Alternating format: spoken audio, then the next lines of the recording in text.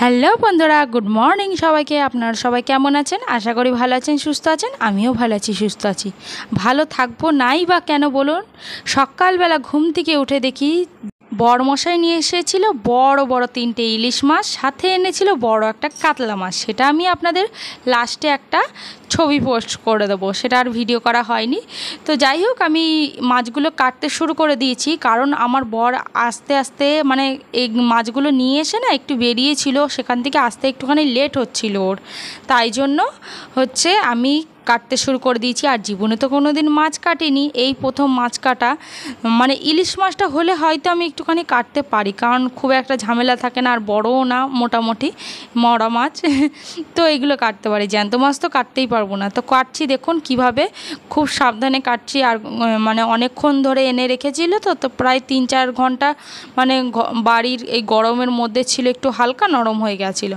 আর বটিটা তো সেরকম ধার নেই। তারপরে দেখুন আমার মাছগুলো কাটা হয়ে গেছে, কি সুন্দর করে ভালো করে ধুয়ে সাজিয়ে নিয়েছি একটা থালার মধ্যে। তার মধ্যে এইদিকে মশলাটা করব। দেখুন আজকে করব হচ্ছে ইলিশ মাছের পাতুরি। পাতুরিটা করার জন্য কি কি লাগবে? কাঁচা লঙ্কা নিয়ে নিয়েছি, আর এইদিকে সর্ষে 2 রকমের, সাদা আর কালো, আর পোস্ত নিয়ে নিয়েছি। আর দিয়ে দেবো একটুখানি কাজু বাদাম। কাজু বাদাম দিলে একটু টেস্ট হয়, আর পোস্ত তো আছেই সাথে। তো আমার পেস্ট করা হয়ে গেছে। তারপরে দিয়ে দেবো ওর মধ্যে, মানে মাছটার মধ্যে বেশ ভালো করে মাখিয়ে নেব। মাখিয়ে তারপরে হচ্ছে কলার পাতা আবার সেঁকতে হবে। কলার পাতা কিনতে না, আমাদের বাগানেই আছে, ওখান থেকে মানে কেটে আনতে পাঠিয়েছি আমার বরকে, সেটা নিয়ে আসবে। তারপরে আমি সেঁকে নিয়ে তারপরে করব। তারপরে দেখুন এইদিকে হচ্ছে একটুখানি পরিমাণ মতো ওই মশলা যেই বাটিতে ছিল না, সেই মশলাটা একটুখানি ধুয়ে দিয়ে দিলাম। আর দিয়েছিলাম একটুখানি 1 কাপ সরিষার তেল, আর সাথে হচ্ছে নুন আর হলুদ, ব্যাস আর কিছু লাগে না ইলিশ মাছ ভাপাতে। আপনারা তো জানেনই পেঁয়াজ রসুন কিচ্ছু লাগে না ইলিশ মাছ ভাপাতে, মানে ইলিশ মাছ এইরকমভাবে ভালো করে আমি একটার পর একটা ঘুরিয়ে ঘুরিয়ে ঘুরিয়ে ঘুরিয়ে ভালো করে মাখিয়ে নেব, তবে গিয়ে ভালো হবে। আর ইলিশ মাছে তো প্রচণ্ড কাঁটা বলুন, তো তার জন্য তো একটুখানি ভালো করে নাড়া দেওয়া যাবে না, মানে এইরকমভাবে এই পিঠ ওপিঠ করে ভালো করে মাখিয়ে নিতে হবে। আর যখন হচ্ছে আমি হচ্ছে কলার পাতার মধ্যে নেব, তখন আবার একটুখানি ঘুরিয়ে ফিরিয়ে মাখিয়ে নেব, আর মশলাটা একটু দিয়ে দেবো, তাহলেই হয়ে যাবে। ইলিশ মাছের পাতুরিটা সবই ভালো হয়েছে, বাট আর একটু মশলাটা হলে বেশি ভালো হতো। আর অনেকটা মাছ ছিল তো বুঝতে পারিনি। আমার এই লাইফে প্রথম মানে ইলিশ মাছের পাতুরি করছি, ঠিক মতো আইডিয়া নেই। আমি ফোন থেকে দেখে দেখেই যতটা পেরেছি দেখানোর চেষ্টা করেছি, মানে করার চেষ্টা করেছি আমি। তো জানি না আদৌ ভালো হয়েছে কি খারাপ হয়েছে। অনেকে যারা খেয়েছে তারা বলেছে নাকি পাতুরিটা নাকি খুব সুন্দর হয়েছে। তো সত্যি কথা বলতে আমার মুখে তো সেরকম কিছুই মনে হলো না। আমি খেয়েছি, অতটা সেরকম কিছু বুঝতেই পারলাম না আদৌ কীরকম টেস্ট কি না, বুঝতে পারলাম না। তো যাই হোক, করার দরকার করেছি কেন, আর একটা কারণ আছে। আমাদের ঘরে আজকে এসেছে আমাদের নন্দে জামাই, তারা আজকে খাওয়া দাওয়া করবে আমাদের ঘরে। তো তার জন্য আমি এত কিছু রান্না করছি, নইলে আমার এত কিছু করার অত দরকারও পড়েনি। তো এই জামাইটা হচ্ছে প্রত্যেক মানে 1.5 বছর কি 2 বছর কি 2.5 বছর কি মানে 6 মাসে এরকম পরপর আসে।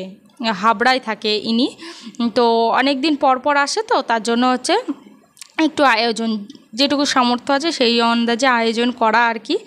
তো সবারই ভালো লাগে বলুন এরকম হচ্ছে আসলে পরে বাড়িতে লোকজন। তো আমি তো আর এখন সেরকমভাবে কোথাও যেতে পারি না, যেরকম পারি সেই রকমই হচ্ছে কেউ আসলে করার চেষ্টা করি। যেহেতু বিয়ের আগে কোনো রান্নাবান্না জানতাম না, তো বিয়ের পর যতটুকু পেরেছি ততটুকু করার চেষ্টা করেছি। তো তারপরে দেখুন কলার পাতাটা ভালো করে সেঁকে নিয়েছি, কারণ কলার পাতাটা ভালো করে সেঁকে না নিলে না ওই যে এই যে ফোল্ডটা যখন করব পটাশ করে ফেটে যাবে, আর ফেটে গেলে তখন আর করতে পারবো না ঠিক মতো করে। তারপরে দেখুন এই দিকে মাছটা দেওয়ার পরে একটু গ্রেভি দিলাম, গ্রেভি দেওয়ার পরে একটু কাঁচা লঙ্কা দিয়ে দিলাম, একটা কাঁচা লঙ্কা চেরা, মানে গোটাটা না, অর্ধেক চিড়ে দিয়ে দিয়েছি, আর সাথে একটু সরিষার তেল। তারপরে দিয়ে ভালো করে সুতোটা দিয়ে এরকমভাবে পেঁচিয়ে যাব। আমি আজকে পেঁচানোর সময় বলছিলাম আর কি, যে এমন পেঁচাবো ইলিশ মাছ খুঁজতে গিয়ে কালঘাম বেরিয়ে যাবে সবার, ইলিশ মাছের পিস খুঁজতে গিয়ে, তাহলে বুঝবে কত ধানে কত চাল এরকম বলছিলাম। বলার পরে তারপরে কাঁচিটাও আমার সেই লেভেলের ছিল, কুচুত করে কেটেই যাচ্ছি, কাটা আর হচ্ছে না। তো তারপরে দেখুন এইদিকে আমি অনেকগুলো করেও ফেলেছি, আর সাথে আরও কিছু করতেও হবে। কলার পাতাগুলো একটুখানি বেছে বুছে দেখে নিচ্ছি। আর আমি এখন দাঁড়িয়ে না, একটু বসে বসে করার চেষ্টা করছি। কারণ কি, দাঁড়িয়ে অতক্ষণ ধরে পারবো না। আর আমার ননদ পাশে যে যে নন্দে জামাই এসেছিলো, সেই ননদ হচ্ছে কাতলা মাছ কেটে দিয়ে গেছিলো আমার বর, সেই কাতলা মাছ ধুয়ে দিচ্ছিল। আমি বলেছিলাম ওকে একটুখানি আয় আমার সাথে হেল্প কর, আমি ফোল্ড করে দিচ্ছি, তুই একটুখানি সুতো জড়িয়ে দে। তারপর বললাম বৌদি একসাথে যদি সবাই কাজবাজ করি এক জায়গা, তাহলে বাদবাকি কাজগুলো পড়ে থাকে। আমি বলছি ঠিক আছে, তাহলে তুই ওই দিকটা কর, তারপরে আমি এই দিকটা করছি। তো করার সময় তো টেনশনে ছিলাম, জানি না কেমন হবে, আদেও পারবো কি না পারবো জানি না, খেতে কেমন হবে কি না। এত দামি মাছ, 3টে মাছের দাম পুরো পড়ে গেছে 1,500 টাকা। তো ভাবা যায়, যাই হোক, খেতে হলে পরে তো টাকা খরচা করতেই হবে, কিছু করার নেই, নইলে পরে তো খেতেই পারবো না। আগে যেরকমভাবে খেতে পারতাম সেই রকমভাবে তো আর এখন খাওয়া হয় না।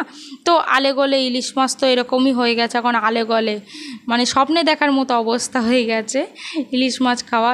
আর বাঙালিদের অবস্থাটা দেখুন, ইলিশ মাছের এত কাটা তবুও নাকি ইলিশ মাছের এত স্বাদ। এইদিকে কিন্তু আমাদের হচ্ছে মাছের মধ্যে রুই আর শাকের মধ্যে পুঁই সবাই বলে আর কি। তো সেটাই হচ্ছে, তার সত্ত্বেও ইলিশ মাছ নাকি এত ফেভারিট।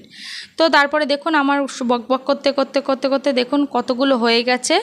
এই দেখুন সামনে এনে দেখিয়ে দিলাম, আবার আপনাদের দেখিয়ে দিই সব কটা হয়ে গেলে। দেখুন আমার তো থালা ভর্তি হয়ে গেছে। এখন পাতুরিগুলো তৈরি করবো। এখন হচ্ছে তাওয়াটা বসিয়ে দিয়েছি, তাওয়াটার মধ্যে হালকা করে একটু সরিষার তেল দিয়ে দেবো। সরিষার তেল দিয়ে ভালো করে একটুখানি গরম করে নেব। করার পরে পাতুরিগুলো একটা একটা করে ছেড়ে দেবো। ছেড়ে দিয়ে একটু কিছুক্ষণের জন্য ঢাকা দিয়ে দেবো 5 মিনিটের জন্য।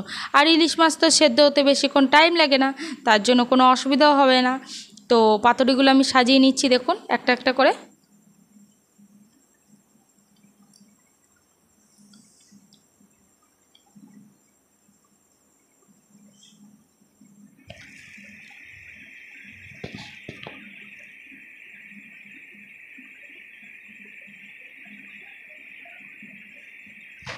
দেখুন একবারে কতগুলো পাতুরি দিয়ে দিয়েছি আমি। এবারে একটুখানি হালকা নেড়ে ঢাকা দিয়ে দেবো। দেখুন, তো দেখুন বন্ধুরা, ঢাকা দিয়ে দিয়েছিলাম অনেকক্ষণ আগে। এখন আমি আপনাদের খুলে দেখিয়ে দেবো কীরকম হয়েছে। তো এই দেখুন পাতুরির কলার পাতাগুলো পুরো ফুলে উঠেছিল, আর কিন্তু বুঝতে পারছিলাম না আদৌ হয়েছে কি না। আমি টিপে দেখছি, লাস্টে তো একটা খুলেই দেখতে হলো আদৌ হয়েছে কি না, তার জন্য দেখার জন্য। তো তারপরে হচ্ছে এইদিকে এক পিঠ করে মানে 5 মিনিট করে ভালো করে সেদ্ধ করে নিয়েছি। করার পরে এখন একটা একটা করে সব তুলে নেব। আর তারপরে আরও অনেকগুলো আছে না, সেগুলোও তো দিতে হবে। তো আমার নন্দী জামাইকে খাওয়াবো, দেখি উনি কি বলে। চলুন।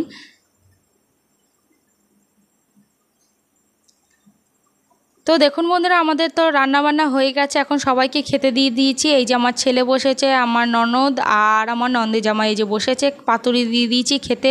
জিজ্ঞাসা করছিলাম কেমন হয়েছে। উনি বলছিল প্রথমে বলছিল যে কি করছিল আমার সাথে, একদম ভালো হয়নি। এই যে আমার নন্দী জামাইয়ের ছেলে আর হচ্ছে ওর আমার ননদের জায়ের ছেলে, মেয়ে ছিল। আর আজকের মেনুটা দেখুন, এই যে মাছের ঝোল, কাতলা মাছ আর গাছের লেবু, পাতুরি, আর ছিল উচ্ছে আলু ভাজা। তো ওনার মুখেই শুনে নিন কি বলছে উনি, কীরকম রান্নাটা হলো, ভালো হয়েছে কি খারাপ হয়েছে। না তাই না, ভালো না একদম।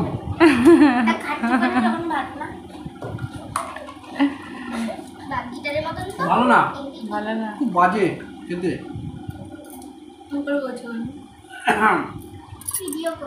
ও এটা খুব টেস্ট, সেই স্বাদ নাকি একটা ভিডিও হয় না, আর কি করছিল, তারপরে বলেছিল যে না বেশ ভালো হয়েছে। তো যাই হোক বন্ধুরা, ভিডিওটা কেমন লাগলো অবশ্যই জানাতে ভুলবেন না। আর ভালো লাগলে কিন্তু অবশ্যই লাইক কমেন্ট শেয়ার সাবস্ক্রাইব করে দিয়ে পাশে থাকবেন, সাথে থাকবেন।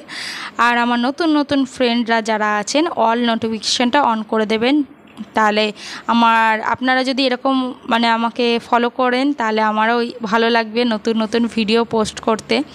তো যাই হোক চলুন, সবাই খাওয়া দাওয়া করছে আর আমার ছেলে এদিকে খাওয়া দাওয়া করছে। আজকের মতো টাটা, বাই বাই, দেখা হবে নেক্সট একটা ভিডিওর সাথে।